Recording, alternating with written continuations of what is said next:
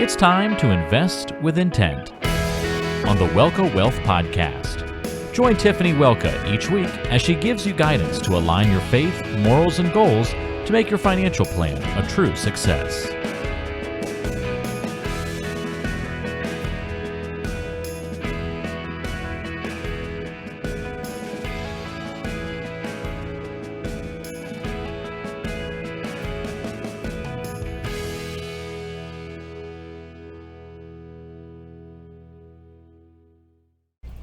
Thanks for listening to the Welka Wealth Podcast. I'm your host, Tiffany Welka. We're here today with a familiar face, Father Steve Mateja. Hi, Tiffany. How are you? Good. How are you? I'm good, thanks. Let me scoot closer to the screen. Yeah, we need to see your face. There we go. Okay. Hi. It's good to be back with you guys. Good for you to be here. So, Father Steve, do you remember the first time that you went to confession? I do, actually. It's funny. A lot of times we don't remember our sacraments very well, but I do remember my very first confession. It was circa 1987, 1988, and it was kind of like that 1980s weirdness. And the religious director, catechist teacher, just had us color a picture in order to prepare for our first confession. And my parents were livid. What was your picture? It was, I don't even remember what it was. I just remember my parents, like, in that holy anger type sense, like, why are they having you draw a picture in preparation for your first confession? What is this? Yeah. And my parents aren't crazy. They're not like religious zealots. They really aren't.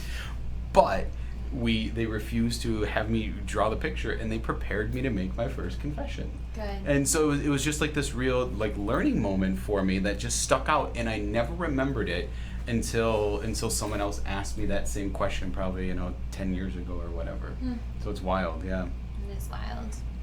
I remember when I went to confession, it was second grade, and I was so nervous. I was having very much anxiety before I had to go in to confess my sins as a second grader. But I don't remember what I said, but I remember that my penance was that I had to say one Hail Mary and one Our Father. So it must have been pretty bad. I think that's just a good word for all the priests who are listening and watching out there, just to be gentle with the kids, right? And for parents, just to walk them in. And that's what they do. Parents walk in the kid, and our parents just have to prepare the children so well for that moment. Yeah. So that brings me to my question for you today, actually. Sure. Being open and honest is so important in all aspects of our lives. We can't hide anything from our Lord. In a marital relationship, you're opening up your entire lives to your spouses. Finances are a big part of your lives. Sometimes I meet with couples who have no idea what their spouses are investing in or what they're spending their money on. What would be your advice to these couples so that they can improve their communication with one another regarding their finances? Wow. So communication is so key, right? I know that you and I have worked together in a number of parishes, just trying to help prepare young couples for marriage and to look at their finances and to start talking about those things early on. And so communication, we hear that all the time, communication. And so that's really where it starts. And so just with any struggle, I just always encourage couples, or just encourage us, that the devil wants us to avoid it. Because if whether it's the wife using the credit card to buy stuff for herself, or the husband buying things and not telling the wife, we're avoiding conflict, and so conflict is healthy. Just while you were saying that, the one thing that I guess one of the lies that we run into in the world today is, but it's true in a sense, that financial struggles are the number one breakdown for marriages. And it is. And would you agree to that in some sense? I would say a lot of people that I talk to say that is one of the main reasons why they were divorced, is because of arguments about money. Yeah, right, which then leads down the road. Yeah. So I would just kind of back that up a little bit, and while I agree it's one of the number one major reasons, what leads to that is lack of communication. But what leads to that ultimately is this understanding of individualism. I believe, and I'm just so convinced of this in my own marriage prep and working with couples in crisis, that individualism is the number one breakdown for marriage. And so we see that with individual bank accounts. We see that with, he makes his money, she makes hers, I buy what I want, I'm sending Susie to Catholic school, no, I don't want that. It's individualism. And then I'm going to take a weekend with the boys, you go take a weekend. It's individualism. We're just effectively, as couples, we're just living as independent bachelors in a marriage. And that begins a breakdown. I would definitely agree with that. I see a lot of couples who, in society, I think that our generation it's almost pushing people to keep things separate just in case. Right. Yeah. Just in case. You're absolutely right. But there is no just in case. You shouldn't have a marriage with a just in case. No. Certainly not in the Christian context. The beginning of the end, yeah. Right, yeah. In the secular worldview, I mean, that's how people enter into this covenant of marriage, or they wouldn't call it a covenant, but that's what the secularist mentality enter into it. But we as Christians, we're entering into a covenantal relationship, husband and wife, man and woman, anointed in God, and so there is no just in case with us. Right. Many couples in society today are concentrating on building their careers and their assets before they get married. When I'm meeting with engaged couples, and maybe you've run into this too, they ask for my take on prenuptial agreements. And I read a statistic that showed that 44% of engaged couples believe that they should have one. What's your take on prenuptial agreements, and where does the Catholic Church stand on the topic? Yeah, so I think that's the perfect just in case scenario. So the church doesn't have a blanket statement on prenuptial agreements, or prenups, whatever you want to call it. But she doesn't have a blanket teaching, a blanket doctrine on a lot of things. But what Holy Mother Church does teach on is what is needed to enter into the sacrament of matrimony, and that's consent. That husband is freely and able to give his consent, freely and able to his bride, and vice versa. That there is nothing prohibiting that consent, and that's what unifies the marriage. And so a prenuptial agreement would hinder that consent. In my estimation, and I believe in the church's estimation, should that marriage break down, it would be a lack of consent. Because if Bob is coming into this marriage saying, oh, I got this prenup that when she leaves me or when I leave her, all of these assets are mine, he hasn't entered into the marriage fully, freely, 100%. He's not giving himself on the wedding night to her as fully as a groom, and vice versa. And so we see that with celebrities. Just because Hollywood is living or the world is living a particular way, that shouldn't justify our actions. I agree. Lack of consent. Yeah. We both feel strongly about communication regarding finances within a marriage. You and I have also spoken about this before, but I think that it's so important to talk to your kids and your children about your finances too. So not only do you need to talk to each other, your spouses, about your finances, but talking to your children or with your parents about your finances is important too. My parents talk to me, your parents talk to you. But sometimes parents want to keep their finances private from their families and from their children. Do you have any advice for children who want to talk to their parents about their finances and how they can get that conversation started?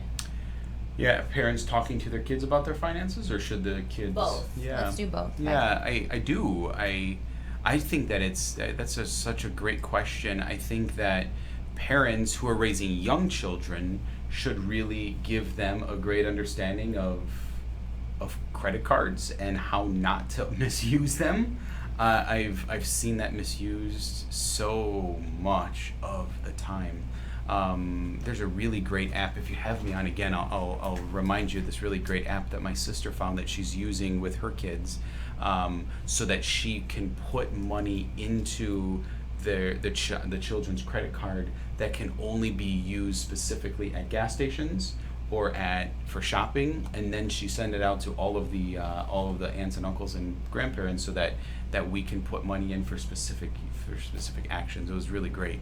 But teaching our children how to save in that way, but then also for estate planning, what you do and what you do so well. I just think that children at this age, my parents are 75, 73, just approaching our parents and just letting them know, Mom and Dad, we want to take care of you. Yeah. And part of taking care of you is knowing where your finances are. So I've asked my parents to get all of their records in order. Mm-hmm. We're living in a COVID world, where we're at right now. And so I don't want my parents to die, but I also want to be very open and honest with them, that, hey guys, I'm going to be the one that takes care of this, your children and I, and so do something. Let's get it all in order. Yeah, I think that's really important because I feel the same way, and I think a lot of people feel that way, that we want to be there to take care of our parents, but financially, is it possible when we're still growing ourselves and still trying to raise our own families? Right. And now we have to take care of our parents too. Yeah. We call it the sandwich generation, because you're right in the middle. You're taking care of your parents, and then you're also taking care of your kids. So you're in the middle, sandwich generation. That's an interesting. I've never heard that before, so that's good. That's good. Father, you mentioned about credit cards, and I just want to talk about that for a minute. I know we weren't ready for it, but what's your stance on credit card debt? Yeah, so I have credit card debt. Mm-hmm. A lot of people do. You're not alone. Yeah. So I mean, I had some financial issues in my life, and then I was digging myself out of school debt. We pay for the seminary. I was digging myself out of school debt. We don't get paid much as priests, and I'm just kind of dug myself out, and then I have some credit card debt. So I know you're a fan of Dave Ramsey, and so am I. And so one of his main things is get yourself out of credit card debt. Yeah. So I don't use cash regularly. We're all almost turning into a cashless society. We are. And which is kind of a shame. But so there's a reality that now in my life I have debt on one credit card, but I pay off the bill as soon. I have the app. I pay off my bill as soon as it goes from pending to there, so that I keep a zero balance, so I know how much I have in my bank. Yes. Which is my own structured way of saying I'm comfortable. I have my car payment, I have my credit card bill, and then I have my debt that I'm paying off on a monthly basis. Yeah, and I think that's what's most important, is that I don't think credit cards are bad by any means, but I think it's important to only use them for emergency situations, right? To help pay for things that you just can't pay for, but was totally worth it. I'm so glad you went to seminary. Yeah. So glad you're here. So somebody used the image to me one time when we talked about credit card debt, was that when you went into the old mom and pop shop and you bought all the groceries, you put it on credit. Yep. And so you got the bill later. And so we use credit cards today almost as a means of just currency as if it's already mine, but it's not. It's not. It's You're borrowed. You're borrowing Yes. that purse, that laptop, Yep. that the groceries even. You're borrowing because you're not paying for it up front. The bill comes later, and you're like, oh my gosh. Yep. How many times does that exactly. happen to us where we've spent so much throughout the month, and we're like, wait a second, $460? Where did that come from? And what did I get with all of it? Yeah, right. Exactly. Yeah, so I think credit cards are a good thing sometimes, as long as you make sure that you have the money to actually pay for those things, so that you can pay off your balance each month and you don't continue to grow your credit card debt. Yeah. Right? Yeah. Well, Father, thank you so much for being on our show again thank today. You so much. Yeah, this is great. We hope to have you back again soon. I would love to. Thank you, everybody, for listening to the Welka Wealth Podcast. God bless you, and God bless your families. The Welka Wealth Podcast is on Apple Podcasts, Spotify, Google Podcasts, and all your favorite podcasting apps. Subscribe today and never miss an episode. Just look for the Welka Wealth Podcast and keep listening.